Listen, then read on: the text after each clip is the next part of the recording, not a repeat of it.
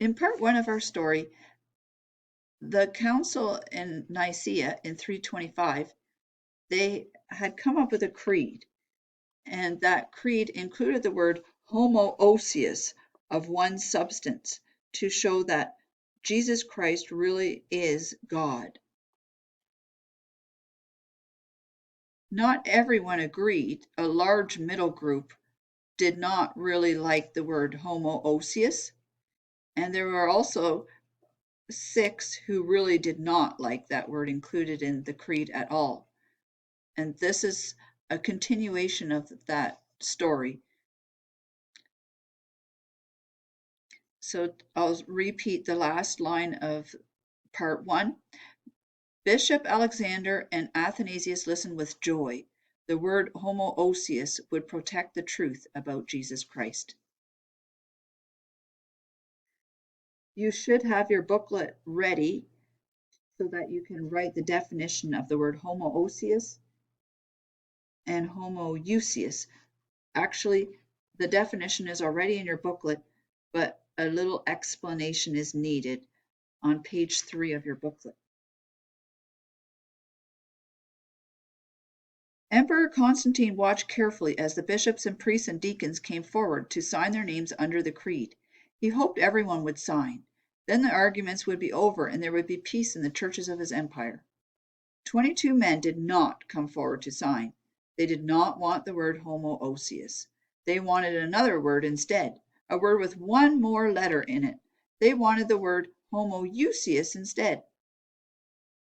They wanted to say Jesus the Son was like the Father, but not one with the Father. Emperor Constantine spoke firmly to the 22 men. For the sake of peace in the churches, they should sign. 16 men came forward and wrote their names on the paper. 6 men were left. Bishop Eusebius of Nicomedia was one of the 6 men. He did not know what to do. He agreed with Arius, but he did not want to displease the emperor. If he did not sign, he might lose his position as the bishop of Nicomedia. Bishop Eusebius moved forward slowly. He signed. 5 men were left. They shook their heads. No, they would not sign this creed, not even to please the emperor. 2 bishops, 2 deacons, and 1 priest, Arius. The rest of the members of the council agreed. These men were heretics. They had attacked God's word. Emperor Constantine gave out strict punishments for the heretics. He sent the 5 men into exile. Bishop Eusebius of Nicomedia was sent into exile too. Emperor Constantine did not trust Bishop Eusebius because he had been so slow to sign the creed. Arius's books had to be burned. Anyone who kept or spread these writings would be put to death, and Arius's name was not to be mentioned any more. July 25, 312 was a joyful day for Emperor Constantine. He gave a great feast for all the bishops, priests, and deacons. The emperor thanked the bishops and priests and deacons for their work. The Council of Nicaea was over. Now there would be peace again in his large empire. Athanasius and Bishop Alexander sailed back to Egypt, back to the city of Alexandria. Their hearts are joyful. The Lord Jesus Christ is God, homoousios with the Father. Nothing, not even one letter, may be allowed to change the meaning of Jesus' words, I and the Father are one. So stop this recording to make sure that you write an explanation of the word homoousios and homoousios.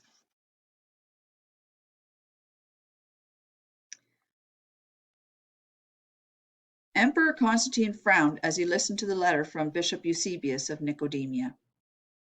So we see that Athanasius was still going to be attacked. Satan was not going to give up. So Emperor Constantine is reading this letter. Athanasius is much too young for such an important position, Bishop Eusebius had written. He is quarrelsome and stubbornly refuses to heed my kind request to take back Arius as a church member. Perhaps if you, our emperor, would write to the Bishop of Alexandria, he will listen. Emperor Constantine did as Bishop Eusebius asked. A ship carried his letter across the great sea to Alexandria. Bishop Athanasius frowned when he read the emperor's letter. Be informed of my pleasure. All who submit to the creed of Nicaea should be received back into the church. Do not stand in the way of any who seek to return to the communion of the Christian church. Athanasius dictated a letter for the emperor to his secretary. How can the Catholic Christian Church have communion with those who deny that the Son of God is truly God? Athanasius asked the emperor. Emperor Constantine read the letter from Athanasius, and he smiled. The new bishop of Alexandria is every bit as courageous now as he was at the Council of Nicaea, the emperor thought. Emperor Constantine admired men with courage. The emperor decides to leave Athanasius alone. Bishop Eusebius of Nicodemia is not pleased, but he does not dare to say so. He must find another way to get rid of the powerful bishop of Alexandria. At this point, you should open up your booklet to page 5, and you should try to fill in all the accusations as you listen to this story. So the first accusation was that he is stubborn and quarrelsome and refuses to heed my kind request. That's what Bishop Eusebius had written.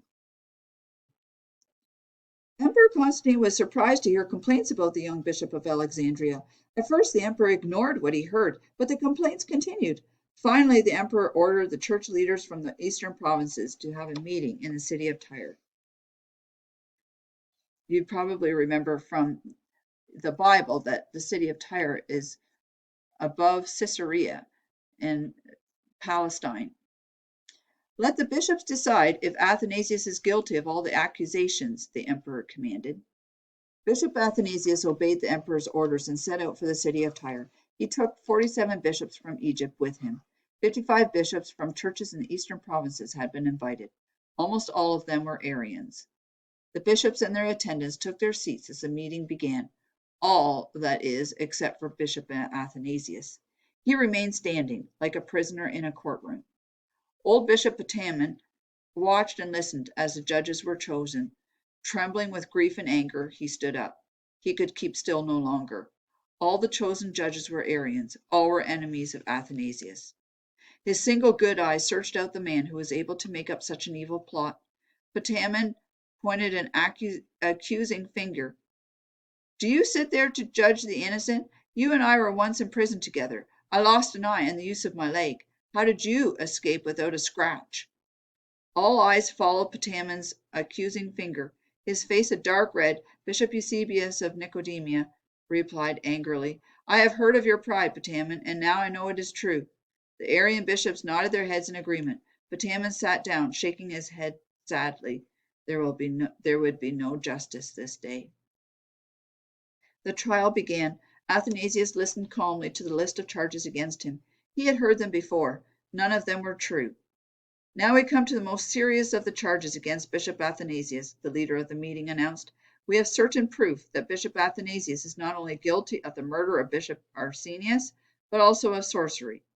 At that moment, a dark-robed man entered the room, carrying a small box with an open top. He turned the box toward the bishop so that they might see its contents. A wail of horror went up. Inside the box lay the shriveled and blackened hand of a man. This is none other than the hand of Bishop Arsenius, the dark-robed man cried. It is absolute proof that Athanasius has murdered Arsenius. And for what purpose? He cried, turning to the shocked bishops, to commit acts of black magic, sorcery. Now you may be wondering, who is Arsenius? Well, Arsenius was a bishop in Egypt. Athanasius was at last given opportunity to speak in his own defense. Did any of you know Bishop Arsenius? He asked calmly. Several bishops rose to their feet. Athanasius turned toward the doorway of the meeting room. I would like to call forward a witness on my behalf. Athanasius signaled to the servant standing in the doorway. The servant led a second man whose head was covered by a hood. Athanasius reached for the hood and whipped it away from the man's face. Look up, he commanded. Surprised gasps burst from the lips of those who recognized Bishop Arsenius. Athanasius grasped Arsenius's hand and raised it for all to see. He reached down and drew out Arsenius's other hand. He turned to the silent bishops. As you can see, Arsenius has two hands. Where is the third I am supposed to have cut off? No one answered.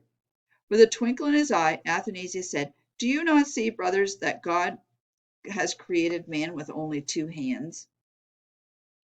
The Arian bishops do not give up easily. They call forward lying witnesses to accuse Athanasius of more crimes. When he sees that he will not receive justice, Athanasius quietly leaves the meeting with 5 Egyptian bishops who are his friends. They head for the harbor of Tyre to catch a ship. Emperor Constantine was riding his royal horse through the streets of Constantinople. He had just returned from a long hunt and was eager to reach his palace. Suddenly, a man jumped up from behind some bushes right into Constantine's path. The startled horse reared up on its hind legs in fright. "Out of my way, beggar!" the emperor roared as a small red-haired figure grabbed for the bridle of the royal horse. Angrily, Emperor Constantine tried to pull the bridle free. Only then did he catch sight of the beggar's face. "What is it that you want, Bishop Athanasius?" the emperor asked. The anger was gone from his voice. "I have received no justice in Tyre," Athanasius answered. "I ask only for a fair trial in your presence." The emperor sighed wearily. Was he never going to be done with Athanasius? The man had courage, however, and the emperor admired courage. He looked down at the little bishop of Alexandria. "It shall be done," he replied as he urged his horse forward. When Athanasius arrived at the palace several days later, he was surprised to see so few people in the meeting hall. He counted only 6 bishops who had been at the meeting in Tyre. Emperor Constantine turned to Bishop Eusebius of Nicodemia. "Why have only 6 bishops answered my summons for this meeting?" he demanded. "Where are all the others?" Boldly, Bishop Eusebius approached the emperor's throne. "I have dismissed them, your most exalted highness," he said calmly. "There is no need to weary you with all the details of the meeting in Tyre." He paused. "We have a far more serious charge to consider today. We have found Athanasius to be guilty of treason against your most exalted imperial person," Eusebius declared. Athanasius and his fellow bishops looked at each other in dismay and horror. Treason was a crime punishable by death. Bishop Eusebius continued, "We have discovered that Athanasius is planning to stop the ships that bring grain to Constantinople from Alexandria. He is rich and powerful enough to pay the dock workers not to load the grain into the ships. And if that happens, the people of the city will starve." There were no witnesses to speak for Athanasius. No one believed him when he cried, "Truth is my only defense. I know nothing of what Eusebius is saying." Emperor Constantine had heard enough. He turned to Athanasius in fury. "By order of Constantine, Victor Maximus Augustus, I banish you to Treves in Gaul." We'll stop right there, but Treves is the furthest place from Constantinople on the very fringes of the Roman Empire in northern France, what today we call France. On page 5, I hope that you had time to write how the severed hand was the accusation that he had killed Bishop Arsenius. And then the next one with the big witch's cap and the cauldron, I hope that you had time to write that Athanasius was accused of doing works of black magic. And then the third one, I hope you had time to write that Eusebius accused Athanasius that he was paying dock workers to not load grain for Constantinople.